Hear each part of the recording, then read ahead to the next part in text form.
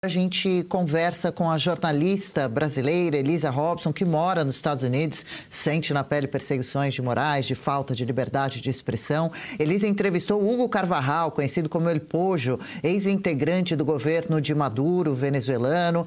Preso agora, ele foi preso na Espanha, está nos Estados Unidos. Diz que o governo venezuelano bancou mais de uma vez, né, com bastante dinheiro, integrantes do PT, da esquerda brasileiros, o próprio governo Lula, para financiarem campanhas por aqui, o que é crime no Brasil. A gente entende todos os detalhes a partir dessa entrevista agora, que muito gentilmente nos concede. Tudo bem, Elisa? Bom dia. Prazer em conhecê-la por aqui também. Já acompanho o seu trabalho. Seja bem-vinda ao Oeste com Elas. Bom dia, muito obrigada pelo convite. Um prazer conversar com vocês. Nosso, um tema importantíssimo. A primeira pergunta de Juliana Moreira Leite. Bom dia, Elisa. Elisa, há relatos que existem documentos e provas ligando o financiamento político a operações do narcotráfico, né? Você pode comentar sobre a veracidade dessas alegações, se elas foram confirmadas por Carvajal e quais seriam os principais atores envolvidos nisso?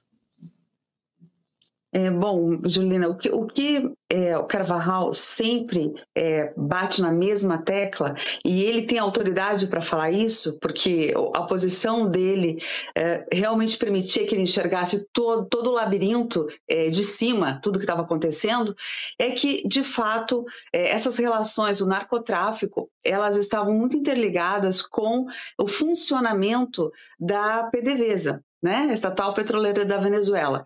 E agora ele está trazendo uma documentação que sustenta toda essa conexão da PDVSA com o financiamento internacional de políticos.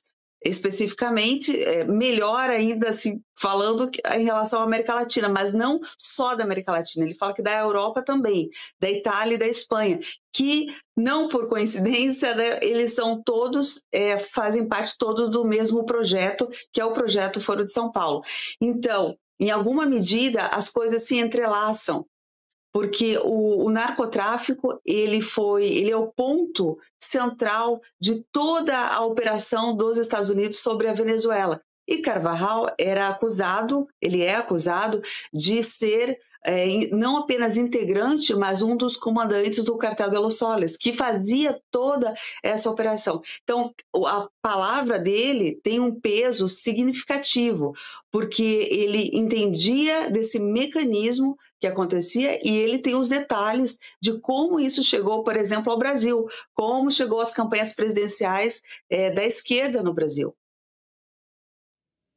Elisa, eu queria que você contasse um pouco do seu livro, né, que foi feito baseado nas primeiras entrevistas com o Carvajal, também da perseguição que você sofreu por conta desse livro hoje, né? Você é uma exilada política, e nos falasse um pouco mais a respeito disso. Então, isso tudo se baseou numa entrevista, e agora é um momento bastante importante, porque Carvajal, com essa delação premiada, ele vai trazer provas que fundamentam aquilo ali que foi escrito. E você, como uma jornalista que fez o seu trabalho de investigação, foi duramente punida por isso.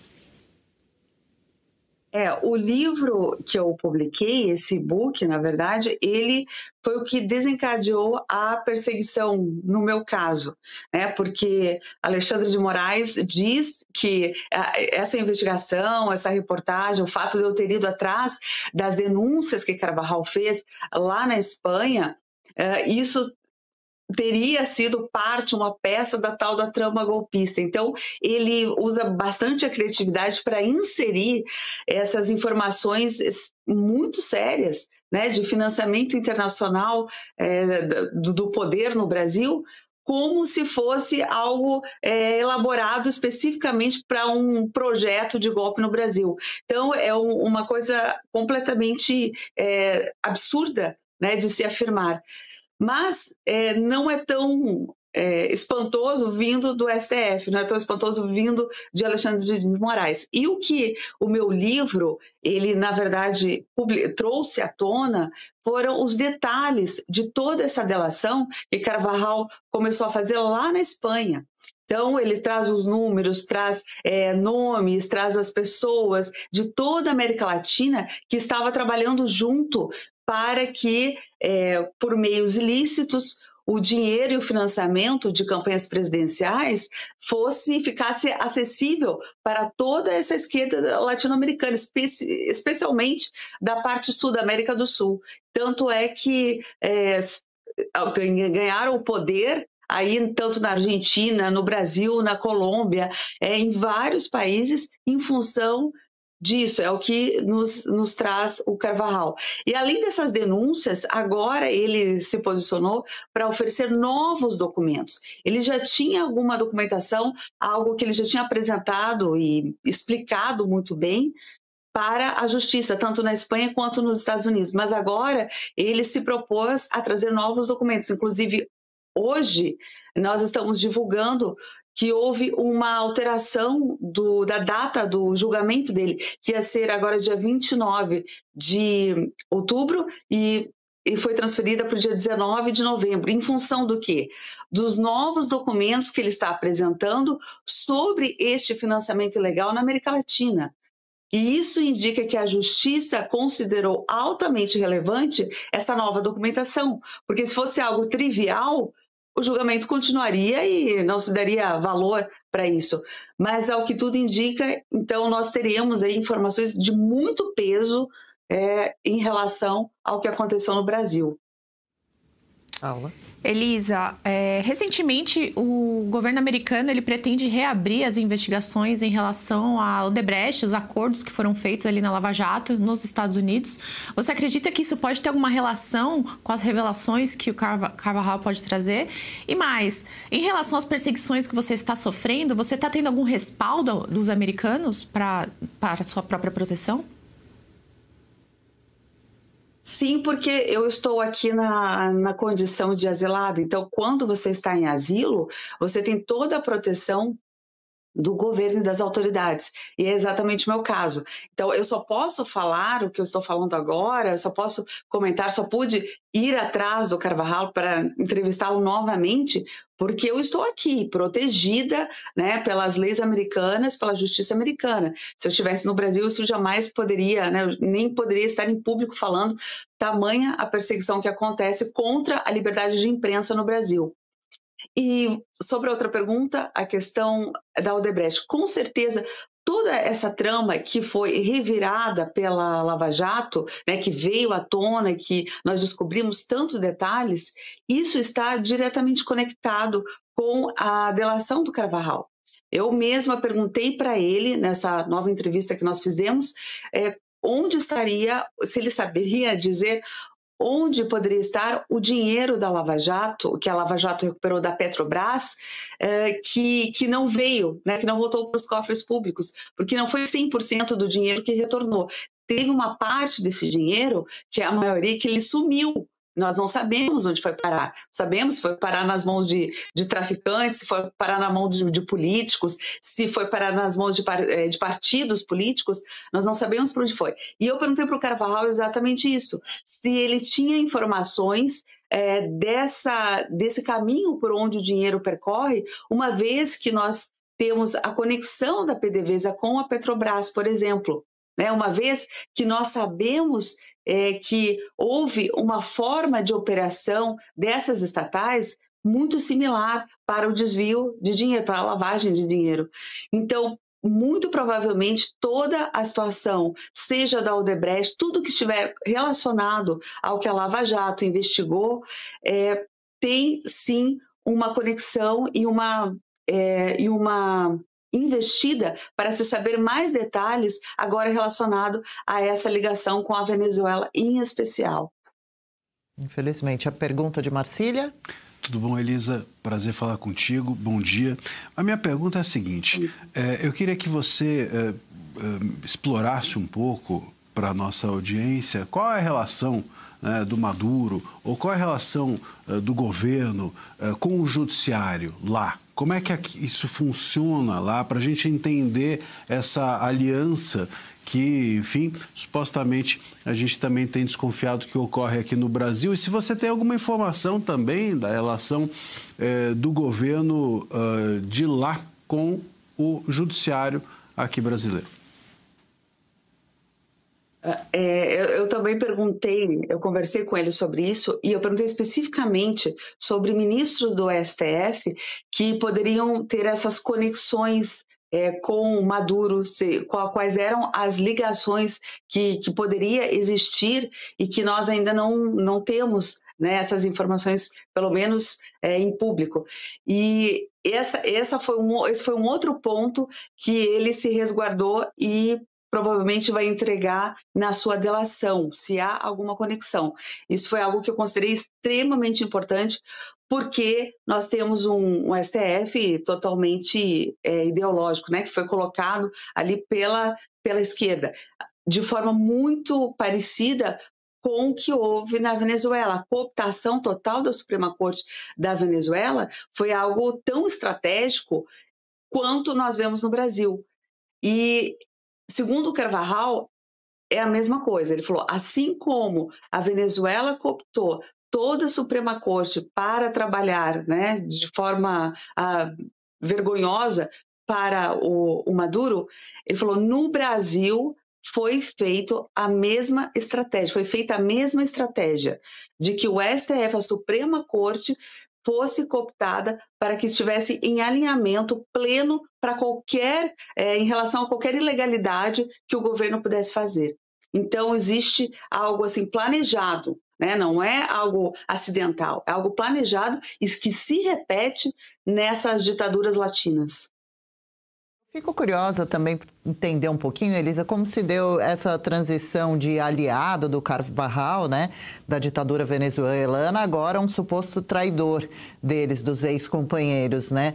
Por que ele resolveu acabar delatando tudo isso, conversar com você? Como se deu essa prisão dele na Espanha? Agora ele estaria mais protegido, então, nos Estados Unidos? Teria algum tipo de alívio na própria condenação, fazendo essa delação toda? Sim, Carvajal, ele era um dos braços direitos, lá era o braço direito, desculpa, do Hugo Chávez. Então, na verdade, era Maduro e Carvajal que trabalhavam juntos ali. Quando o Chávez morreu, houve uma disputa entre os dois, né, sobre quem assumiria o poder e, na sequência, um acordo. Neste acordo, Carvajal, que já ocupou várias posições, ele foi deputado federal, general, diplomata, né? Ele ocupou várias posições lá na Venezuela, acabou aceitando esse acordo, e o que ele me explica desse rompimento foi que o posicionamento de Maduro foi um posicionamento de traidor. Ele não era o combinado que ele se tornasse esse ditador, né? Que era apenas para eles levarem a Venezuela ao crescimento, à prosperidade. Mas então Maduro assume essa posição de ditador e começa a eliminar, né, todos os concorrentes, não apenas os inimigos, mas quem poderia concorrer com ele neste poder. E daí começa a perseguição sobre Carvajal, e Carvajal começa a fugir e começa todas as acusações, todas as questões aí mais graves que envolvem o governo da Venezuela, começam a recair sobre Carvajal, segundo todas as acusações de Maduro. Então, por causa disso que houve essa separação entre eles, e agora Carvajal se vê como um possível salvador da situação, né? Ele diz que o sonho dele, o objetivo maior dele é fazer com que Maduro caia, né? Seja derrubado e seja exterminado. Esse é o objetivo dele. Por isso, ele também colabora intensamente com ele e está disposto a expor com comprovações, com documentações, todos os braços de Maduro para se manter nesse poder, entre eles os seus aliados. No caso, Lula, que se diz que volta e meia, né, a sua assessoria disse, não, Lula quer assumir um papel de mediador nessa crise entre Venezuela e Estados Unidos. Não, né? Carvajal diz, não, ele não é um mediador, ele quer assumir o papel de protetor, ele é protetor das ditaduras. É por isso que esses discursos dele, toda essa preocupação com a ação norte-americana na América Latina tem vindo à tona, porque não é que ele queira ser um mediador, ele é um protetor dessas ditaduras. Julie? Microfone, Julie, acho que não está ligado, né, agora. Do X. Agora sim, Julie. Oi, você teve a sua conta do X bloqueada, né? E você configura isso como uma censura? E como você analisa a situação da liberdade de expressão do Brasil, de jornalistas que fazem denúncias políticas de grande impacto?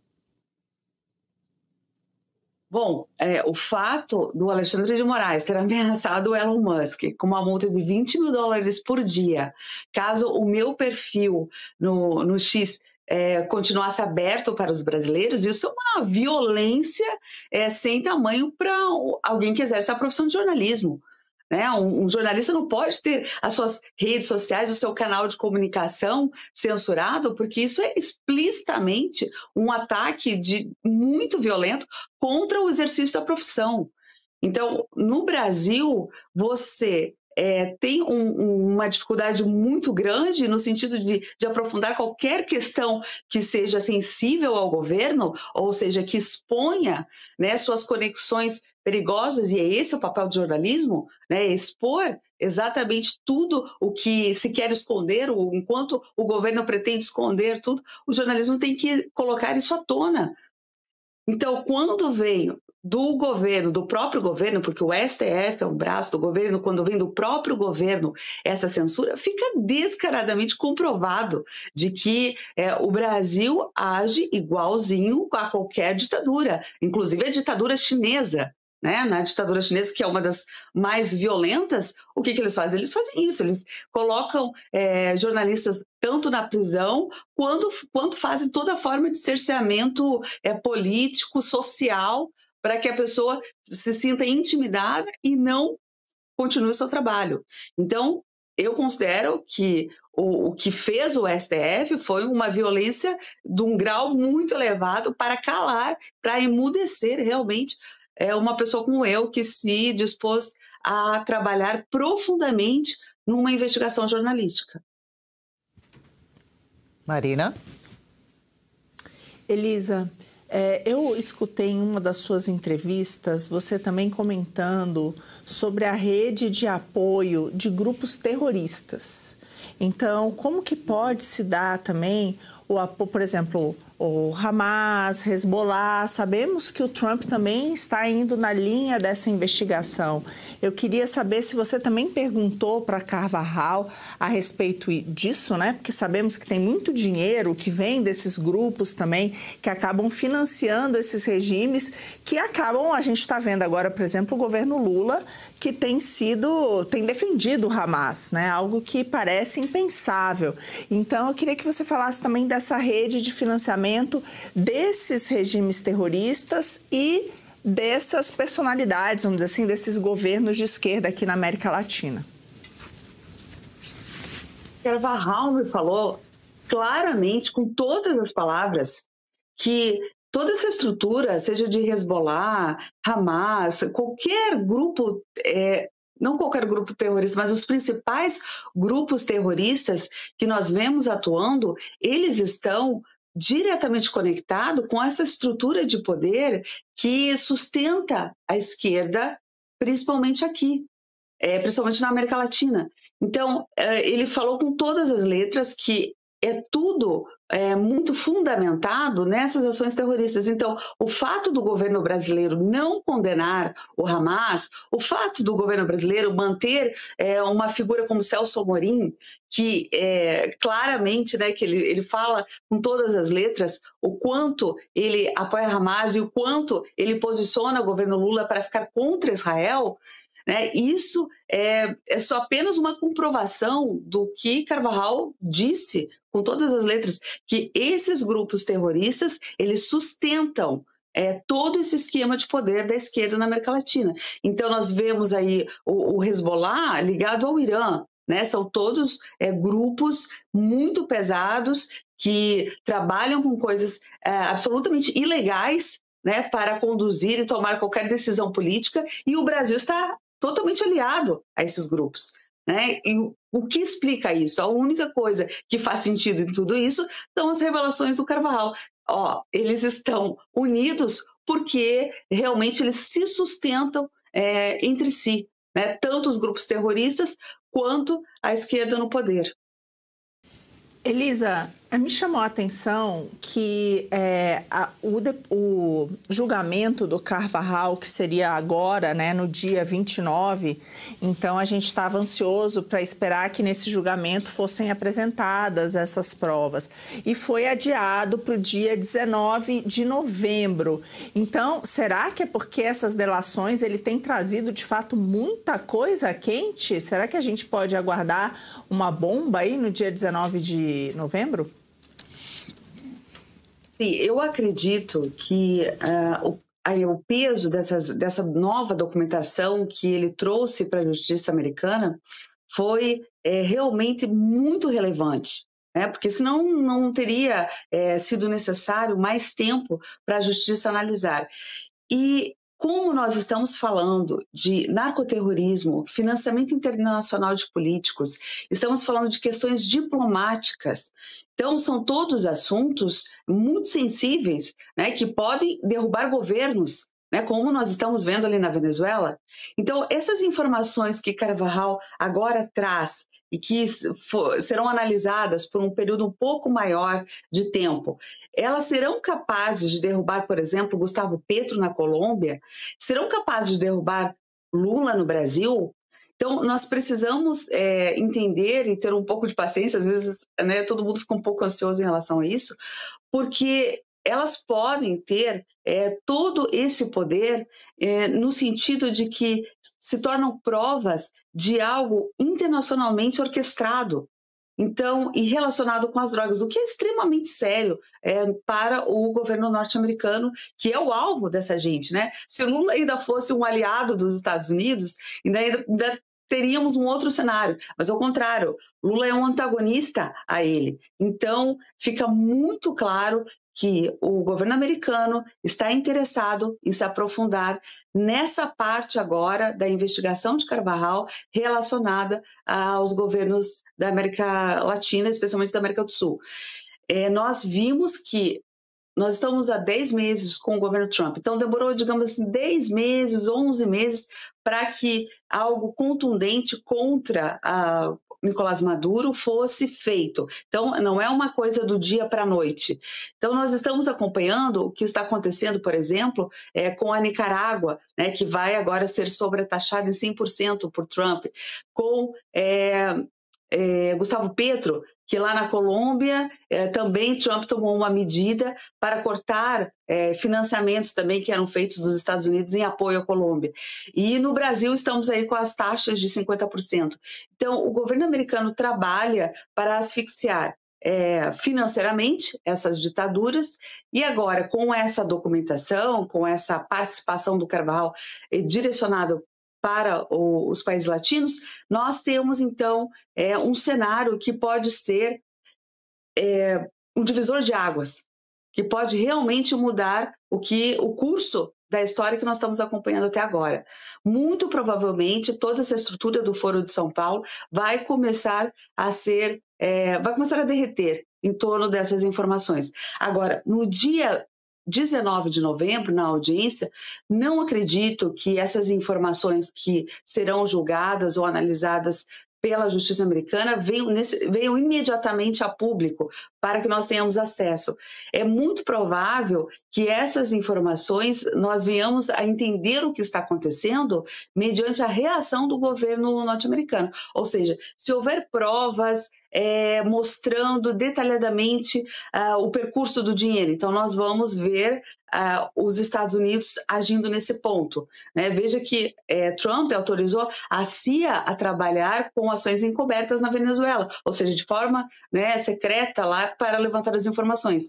Então, essa é uma reação importante que pode talvez ser autorizado no Brasil, né? Pode ser autorizado na Colômbia, em função do quê? Em função do que se vai ter como resultado dessa nova audiência do Carvajal.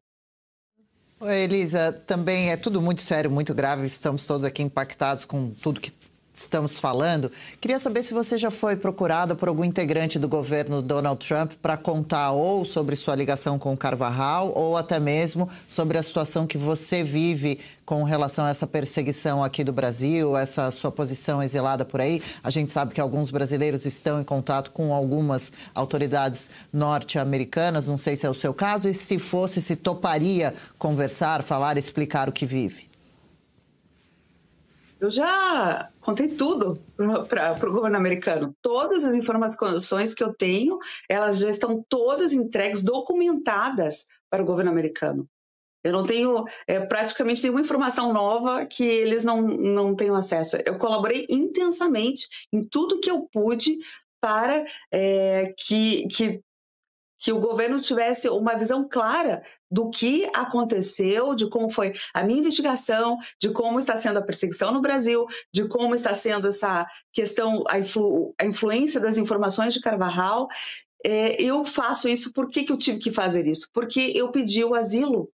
Então, a contrapartida dessa proteção que a justiça americana me dá é de que eu apresente, então, as razões desse asilo, e as razões do asilo é expor tudo o que eu fiz, todo o trabalho que eu fiz até agora, inclusive informações que eu nem compartilhei em público, mas que eu compartilhei mediante sigilo absoluto com o governo americano.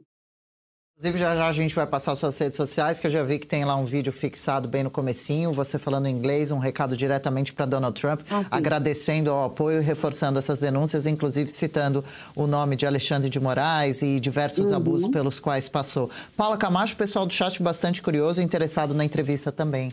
O pessoal está perguntando bastante aqui, onde que pode assistir essa entrevista, as entrevistas que você deu, que o Carvajal deu para você, onde compra o seu livro e as suas redes sociais para divulgação e conhecer melhor o seu canal também. Tá bom, obrigada. A entrevista que eu fiz em Madrid, em 2022, ela foi toda documentada no meu e-book que está na Amazon, Carvajal, Lula e o sequestro da América Latina. Então, eu coloquei toda nesse livro. Essa nova etapa aqui em Nova York, eu ainda não organizei essas informações para colocá-las num novo e-book, numa nova etapa de publicação editorial. Mas eu estou fazendo agora. Então, por enquanto, eu estou dando apenas as entrevistas por vídeo e tal, e conversando com as pessoas sobre, de uma forma geral, né, como foi esse trabalho. Mas eu ainda vou documentar de forma editorial também.